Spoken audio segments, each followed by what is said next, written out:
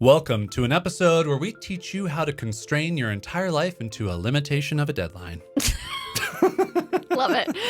We're going to talk about constraints in this episode. We're also going to talk about limitations. We're also going to talk about deadlines. We're basically going to talk about how applying boundaries to your life, time, resources, all types of things is going to actually help you be more creative, be more productive, and do what you want to do. It's really one of the things I think is a superpower of my own is having these like built-in... Not to your own age. Well, no, but just to let people know, like if they're looking at me like, I bet that guy has superpowers, and I could tell you it's constraints. Possibly listening/watching this episode will have your superpower rub off on them, and now you're going to go and just like create all the things that you want to create. Also, stay to the end if you want to hear us talk about earthworms, and you can learn so much today. One of the best Wagugtfi segments we've ever had.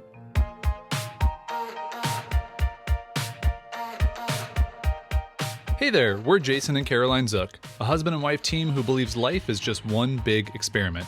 This is the show where we share our journey as we figure out this ever-changing thing called life. We cover topics like running a business, traveling the world, and clawing our way out of debt, all with the hope of inspiring you to live, work, and create with more intention. Life might bring its twists and turns, but when you know who you are and what you want, you're never really lost. Welcome to Wandering Aimfully, the show.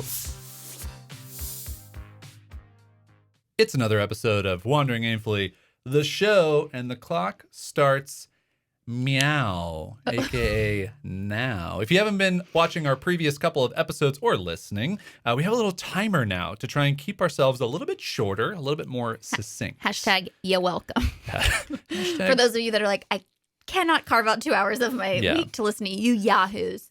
So let's jump right into it because this is a very metaphorical example of this week's episode. Wow, babe. Did you think of that all by yourself? No, I looked it up. Okay. Yeah. Go ahead. What is this episode about?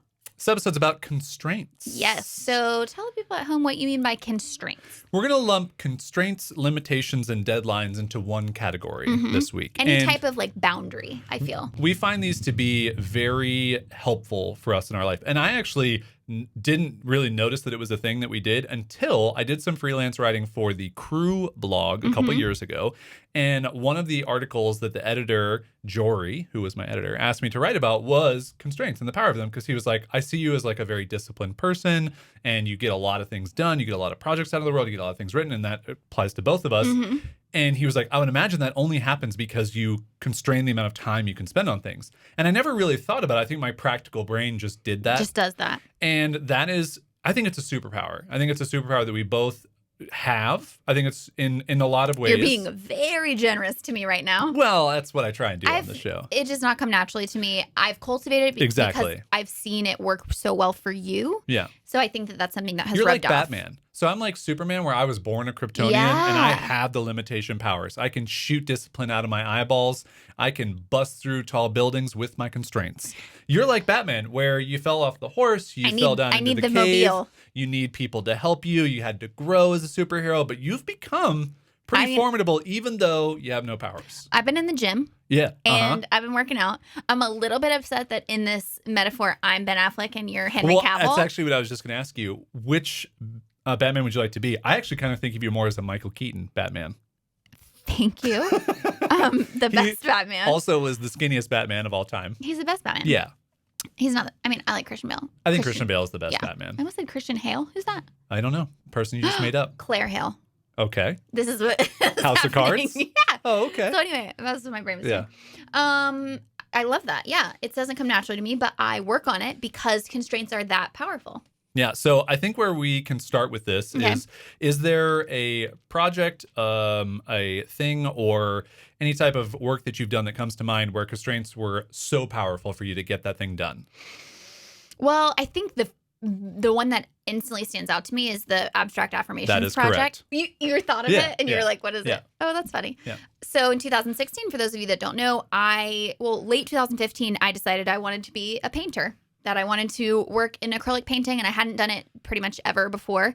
And I knew that the only way to get good at it and get my own style going of abstract painting was to do it a lot. You did paint a still life of grapes. Grapefruits. No, grapes. Oh, grapes. Yeah, a couple years prior. Oh my God, I totally forgot I did that. Yeah. That's so funny. I did. That was like the tipping I was point. so proud of it too. Do you remember? I texted you a photo. Your mom has it, right? Yeah, my mom Yeah, has because it. when we moved, that was one of the She things. was like, "Don't you get rid of your art." Unfortunately, no one bought the grape painting Nobody at got the their- big sell of 2015. Yeah, but you know what? Now that I'm a super famous artist, that thing It's would an go original for work. a ton That's on an original eBay. work. I know. Wow. So in 2016, I thought, okay, I'll do a different acrylic abstract painting every day. I'll do some hand lettering on it, and I didn't do it for the entire year. I did it for 280 days straight, though. So I think I did it. Yep. And I gave myself, just a different one every day. And so I didn't give myself necessarily a time frame on when to do it. Usually it was about an hour that I created it. However, knowing that I had the deadline of having to post it that day on Instagram and then having to do another one the next day, that helped me just get it out the door. And I've tried to do similar things since without having such a hard constraint on it of saying a day, and it hasn't worked as effectively, which is funny. Do you remember back to the beginning of that project on what it was like going, I want to do this thing, I'm setting a constraint or a deadline or a limitation for myself, and I'm nervous, or I feel maybe like I'm going to be putting not great quality work out because I'm just starting this thing. Do you remember what that was like? Well, I remember making the decision to publicly share my idea to do this, and that was really scary because I was afraid I was setting myself up for failure. I thought, what if I miss a day, or what if I don't follow through on this? Are people going to think I'm a flake or whatever? But I was like, you know what? Just do it. Like, who cares if you don't follow through on the whole year, which I ended up not, it'll be okay, and it totally was. But as far as putting it up every day, oh yeah, and there were some days where I did not like the piece at all. But by the time, I would say after about 30 days into it, even though I had done it enough times that I realized that even if I didn't like the piece, I get to do another one tomorrow. Mm-hmm. I get to start over all again tomorrow. And we talk about this a lot, which is when we talk about quantity of work and consistency, which is that when you put out that amount of work that consistently, you realize that the fear kind of gets like dispersed over the entire body of work. So it becomes less scary than just saying, I'm going to do one painting a year. And so I would feel so afraid to share that one painting because everyone would judge me on that one painting versus you can just judge me on the whole body of work that I put out that year or over the course of now my entire career. And so that doesn't feel scary anymore. If you like visual metaphors, which we do on this show, here's your visual metaphor. Yes. When you're getting started and you have an idea or something you want to create or put out into the world, fear is like sitting next to you in a smart car. There's barely any back seat. It's certainly not in the back seat. It's in the front seat. It's almost in your lap. It's sort of like cartoony, like folded up against the That's how windshield. close you and fear are and how much you think about fear. 100%. But here's what happens. The fear, after you continue to publish, you continue to create, you continue to put things out into the world using your constraints, deadlines, and limitations, the smart car gets a little bit longer and it becomes like a 1982 Ford Taurus. And there's a back seat that's very roomy. Spacious. That you can sit in. Or a Toyota Avalon. And then Remember all those of a sudden, back seats? it becomes like a stretch limousine. And you can kind of put the little divider window up and down to block And fear out. You're like, Fear, you're in the car, but I can't hear you. But when you get to 280 straight days of making art, or in my case, when you get to 889 straight days of filming YouTube videos, hosting a live video show, and doing that for my I Wear Your Shirt business, fear is like a triple length bus where Semi-truck. it's all the way in the back. Yeah, it's there, but And there's no way that fear can even get to the front of the bus and talk to you because there's so many seats that plus it would have at to this navigate. point, you're going so fast, you're flying down that Can't highway. even get down there. You can't even get to the front of the bus. Babe, high, slow, or what do I call it? Soft We're five. on elbows this episode. Elbow 5. So I think constraints, limitations, and deadlines are so important for creative people especially. But I think it also relates to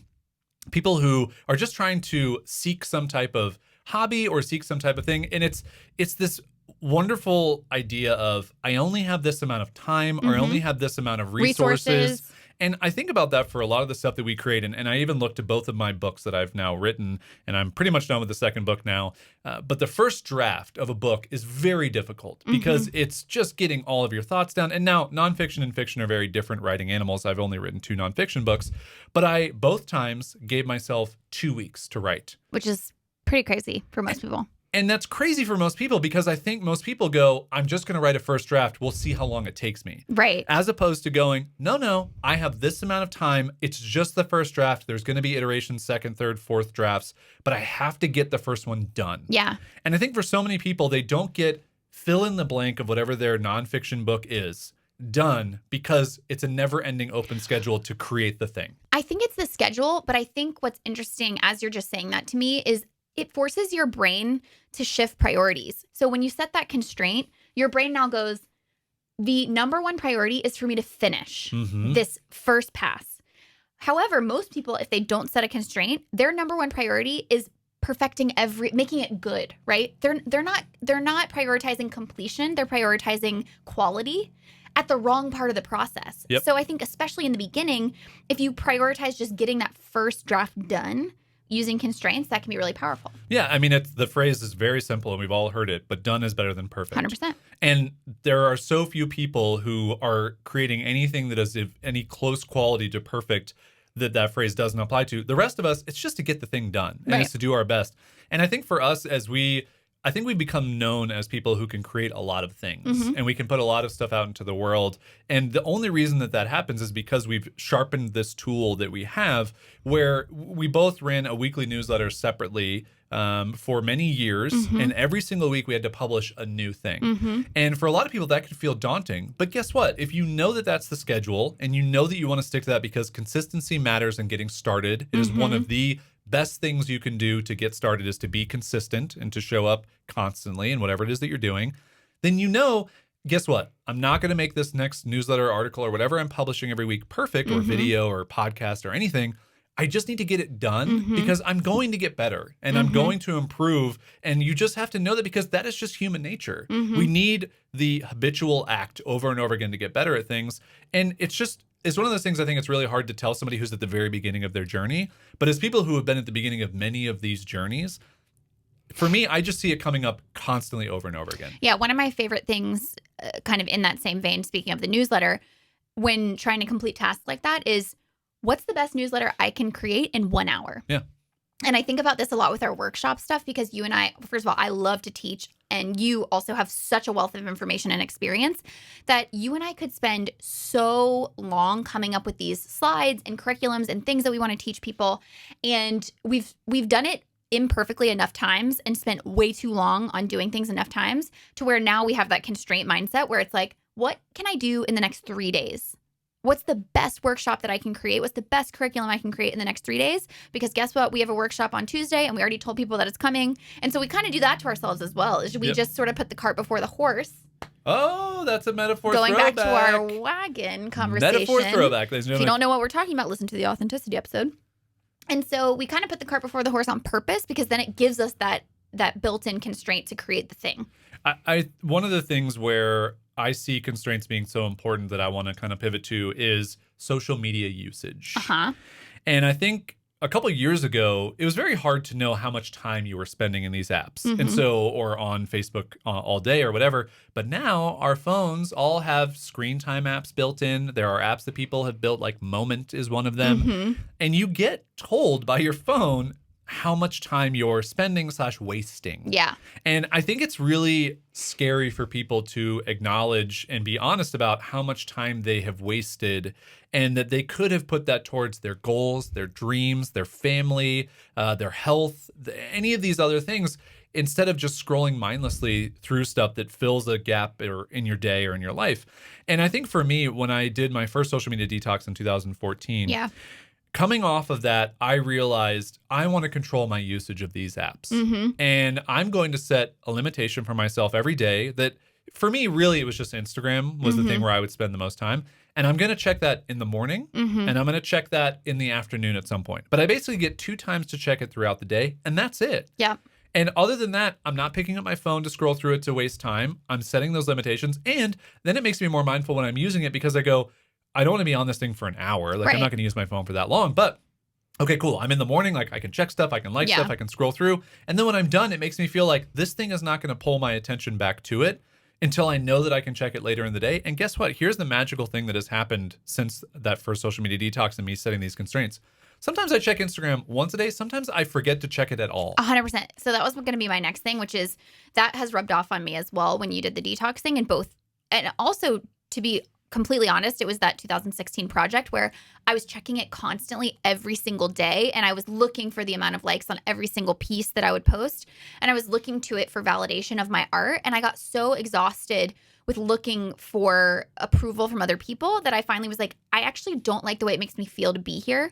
And so I've throttled way, way back, like almost to the point where people are like, you haven't been posting a lot lately. Like, what's up? And I'm like, I just don't like it ruling my life anymore. So for me, it's not only the time suck, it's the attention suck, and it's the self-esteem suck. Like if I'm using it to become now my metric of if my art is good or if I'm a good artist or if I'm a good content creator, to me, that's a very dangerous kind of place to be in. But going back to what you were saying, thankfully, I recognized that the scales were kind of tipping in the wrong direction during that project, and I throttled way back and became way more intentional about it. And now I don't even really need to think about it because, like you said, I probably check it in the morning. It's like my way that I wake up with my one eye open, kind of wakes me up into the world. Maybe throughout the day, once or twice, and then at night I'll check it. But the second that I get into that place where I'm refreshing the likes to see, oh, have more people liked this or whatever, that's when I now have trained my brain to go like, this is bad territory for me to be in. So actually, I just choose not to like look at it at all. And some people, I feel kind of guilty because people will share. This happens to me a lot now with Instagram stories. People will mention me in stories and I won't have checked my DMs for over 24 hours. So they all disappear. So it's always me constantly going, sorry, I didn't see this. Sorry, I didn't see this. Sorry, I didn't see this. They disappear. Sorry, they didn't see this. But that's kind of the apology I'm willing to make for the trade-off of it not controlling my life. Yeah, I just think that there are so many people who, and I don't mean to generalize, I don't mean to call people out specifically, although I kind of do. People who are like, I don't have Shots fired. I don't have enough time in the day to do this thing. Right. Or especially some of those things are start your day off in a way that you want. Yeah. People are like, I don't have 5 to 10 minutes to myself To like every journal. morning. I can't meditate. Yeah, you do. You Yeah. just don't make the time. Yeah. And I think that if you can embrace constraining yourself to different amounts of social media use, different amounts of other things in your life where you know you waste time, Netflix, playing video games, going out with friends, like whatever those things are, you gain hours back that you never would have had before that you can apply to things that make your life better. So I think that is really great advice for people who need to create more and work more and do the things that they keep saying they want to do. I will also lob out there the other side of the coin, which is that if you're on the opposite end of that spectrum and you're like us, where you're a super producer and you're working 24/7, I would also say that constraints are really powerful for you as well in order to, because I think being an entrepreneur, you can work whenever you want, right? You can work weekends, you can work nights. And we saw this with building Wandering Aimfully, and then lo and behold, I get shingles. And it's because part of it was I didn't create constraints for myself in order to say, like, we wanted to create the best thing we possibly could in the amount of time that we gave ourselves. So that was great.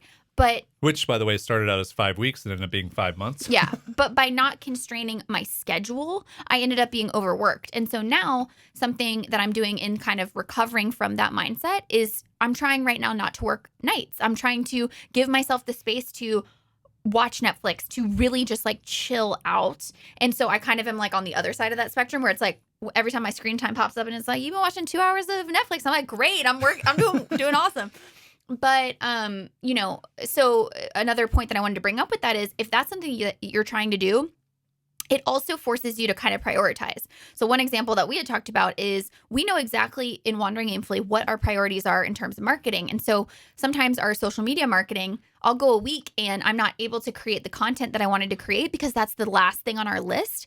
And if, 5 o'clock rolls around and we go take Plax for a walk, I know that I could stay up later and have a couple hours and create all the content for that week. But I have told myself that I want to prioritize my restfulness and my balance instead. And that's a constraint. That's a boundary that I set for myself. So guess what? I'm going to chill instead. Yep. And as much as sort of like as uncomfortable as that is for me, because I know that I could be doing more, especially when we come off of a launch where it didn't do as well as we wanted to, it can be really, really hard to sit in that constraint and to choose the thing that is not to be productive.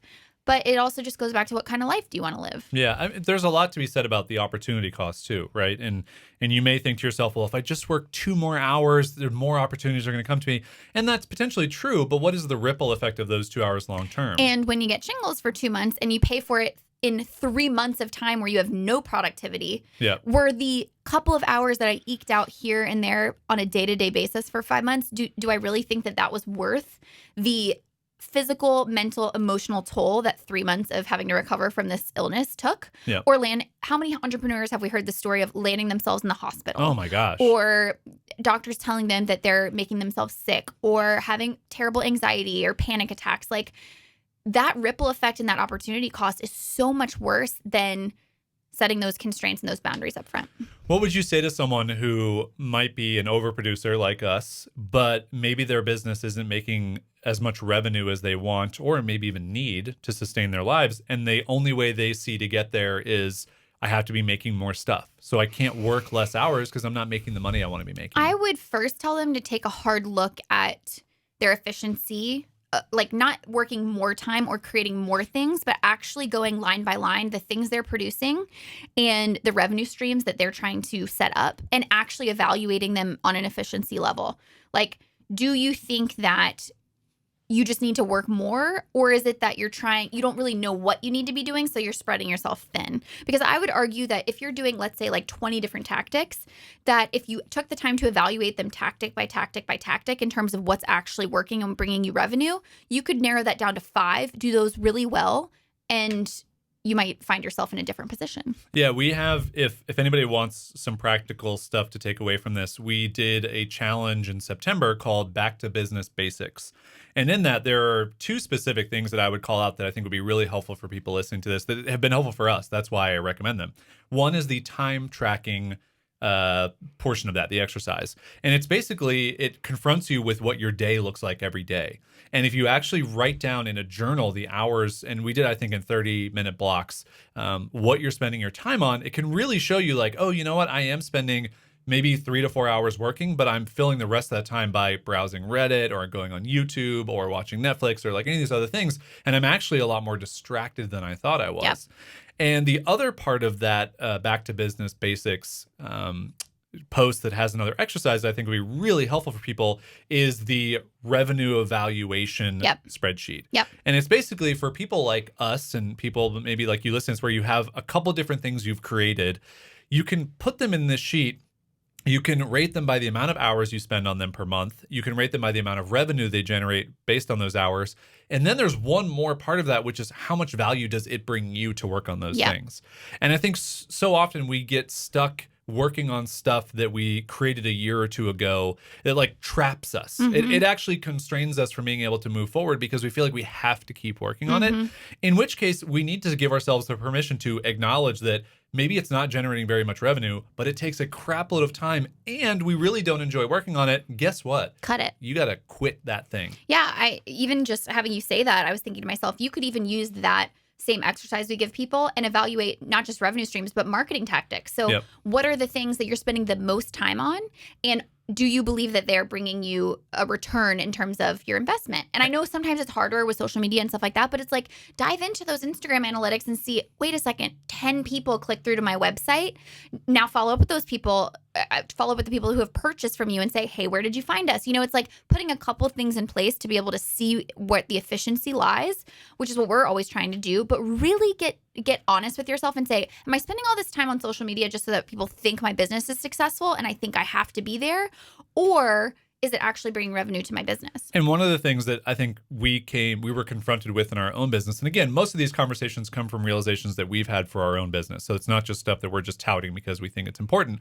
But specifically on the marketing example you gave, someone might try to fill out that sheet and only write social media as marketing. Right. In which case you realize like, oh, I need to diversify and I need to do other things. And I think for us, that's very much what we realized when we had this conversation of we don't do outward marketing. Yeah. We very much have built an audience that we rely on, and we have some social media stuff that we do, not a lot.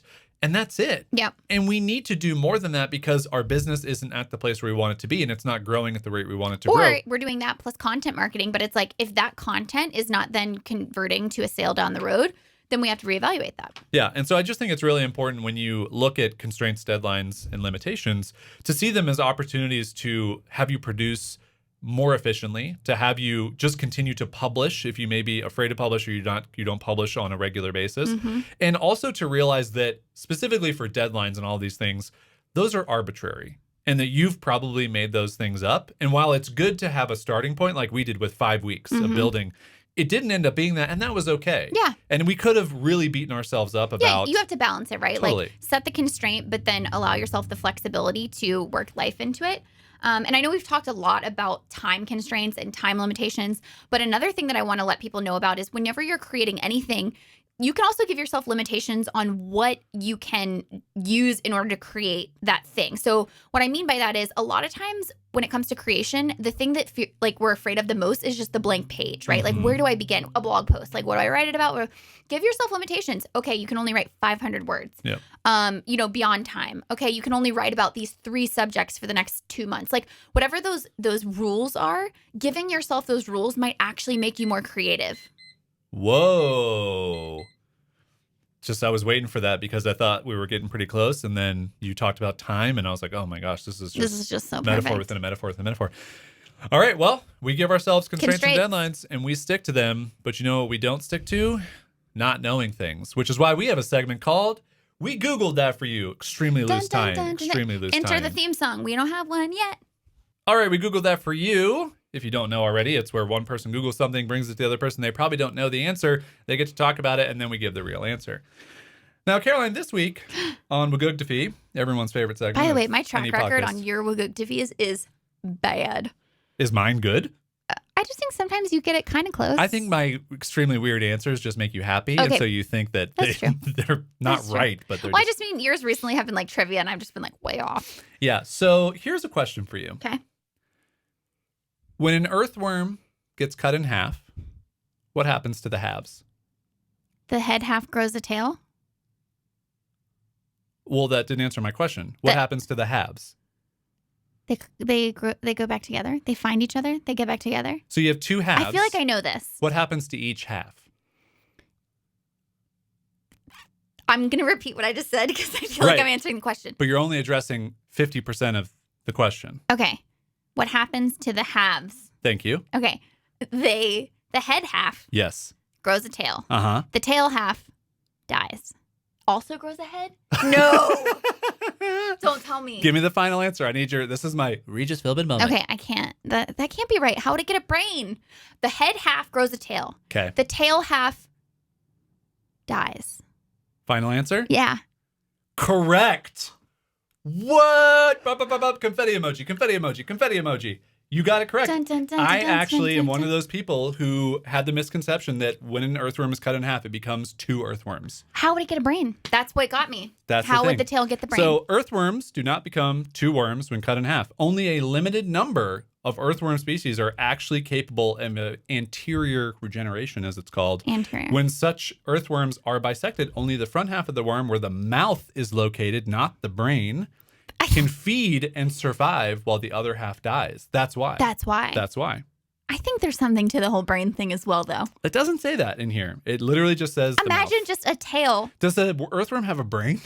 Oh, gosh. Hold on. Oh, we Googled that for you, part 2. Wait, Does- it has to have a brain. Hold on. I'll do it real quick. Does an Do earthworm... all living things have brains? First answer here in Google. They're Guys. either listening or they know. I don't know anything. Thinking and feeling. Worms have a brain that connects with nerves from their skin and muscles. Their nerves can detect light, vibrations, and even some tastes, and the muscles of their bodies make movements in response. Breathing. Worms breathe air in and carbon dioxide out like us, but they don't have lungs. What? How You do think earthworms it's like their blood? breathe? Blood. Oh my gosh. Because isn't your blood system turns oxygen into carbon dioxide? Yes. Wow, we could really go down a rabbit hole of earthworm Quick knowledge. other question. Did you Do play all living Earthworm things- Jim? You were going to ask me that question too? Do all living things have brains? Wow. Well, because, I mean, all bets are off now that I know not all living things have lungs. Oh my gosh, we're going to Do be... all living things this have is the brains? problem with Wagugtafee, though, is that Just one we quick don't one. normally do this to all... living. Let's see. Do you living... No, I have no idea. Do all Like, living does things an have insect DNA? have a brain? Do all living things need water? Do all living things have cells? Do all living things... All There living things have DNA. are definely people who Right? have a brain. Guys, I don't know anything. I need to go back to science class. I do think there are some smart people listening to this, especially like biologists. That are or like- people that are like, you idiots. We have a large biologist contingent. Well, and our we at least listeners. have Danny Ives, and if Danny Ives listens to this episode, she's just rolling around in her chair. The exceptions to all living things having brains are sea sponges, which are rather like a loose collection of cells. Jellyfish Don't have brains? don't have brains. They can sense movement, but With what? just their organized cellular networks. I think that's a brain. I think But it it's doesn't not- look like a brain, but like it operates the same, so I think it should be a brain. So technically, all living things are brains. we're Googling things for you today. Earthworms, the half with the mouth, Survives. sometimes regenerates. Sometimes in certain species. The tail Dies. withers away and dies. Sorry, tail. Sorry, tail. Earthworms as a whole Have a brain, have a brain, but no lungs. but no lungs. They breathe just like we do. And All living species, with exception to To- sea sponges and and jellyfish, have brains. depending on your definition of a brain, I would argue that despite not having something that looks like a brain, if you have something that senses movement in a network of like Connected sensory tissues. then there's a brain. I want to say that to me, in my mind, this is the best Wagugdafee we've We've had. ever had. I think people are going to walk away from this like, guys, you've changed my life. I agree. My earthworm knowledge I don't think that's an is exaggeration. through the roof. Through the roof. I feel so. I don't even know what this episode is I'm about. gonna nail this I don't interview tomorrow. care at all about what you said in this episode. Nothing was important except for the earthworm part. I think that That's how I feel. I feel a little bit like I don't know who I am anymore because I Right. got the answer. That's amazing. Especially But I because feel you like were it giving was- yourself crap in the beginning. I know. Wow, This was foreshadowing. perfect. This whole episode. It's not foreshadowing. is an That's episode the within an opposite of the episode. definition of foreshadowing. But Wow. yeah, You're like telepathic or something. psychic. Got it. All right. That's it for this episode of Wandering Aimfully, the show. We love your Thank you faces so much for so watching. much. We hope you like the shorter format. If you do, please let us know so that we can keep doing it. If you want it to be even shorter, maybe we could dwindle it down into like a 2-minute podcast. And we don't even talk fast. You just talk and it just cuts off. It just ends. Based on the fact that I'm so long-winded, you would get about a half of a thought. That'd be from kind of me. a funny idea for a podcast is 2-minute clips. record like an hour-long episode, but then just literally cut it at 2 minutes, every 2 minutes. So you just have to keep listening to every episode. Oh, I bet Growth some hacks. stupid growth Growth hacker would hacks. do that. All right, don't do that. That Don't sounds do that. sleazy. All right, thanks for listening. Bye. Hi.